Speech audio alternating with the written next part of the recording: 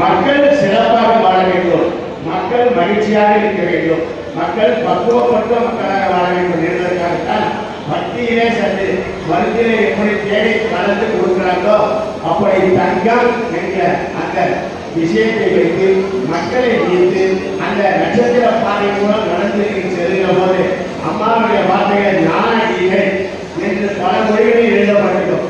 அப்படிப்பட்ட அந்த கீதை உங்கள் மனதை கொள்ளும், நீங்கள் மனம் சுத்தப்படலாம்.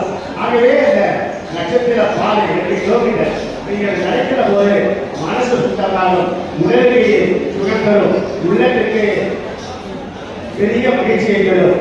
அதை விட கடைசியில நீங்க லட்சுமி நாராயணி தரிசிக்கிற போது எல்லா செல்வங்களும் வந்து சேர்ந்தது போல ஒரு சந்தோஷம் சிறகு.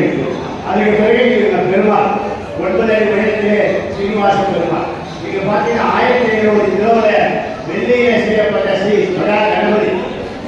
அதே மாதிரி உலகத்திலேயே மிகப்பெரிய நடராஜன் இங்க வேலூர் ரொம்ப பேர் தட்டா இருக்கு. ஆகவே அம்மா அவர்கள் பக்தியை மட்டும் வளர்க்கவில்லை, சமுதாய பணிகள் மூலம் இந்த மக்களுடைய ஏழ்மையை போக்க, வறுமையை போக்க, நோய்களை போக்க பல்வேறு நலத்திட்டங்களை உருவாக்கி வருகிறார்கள்.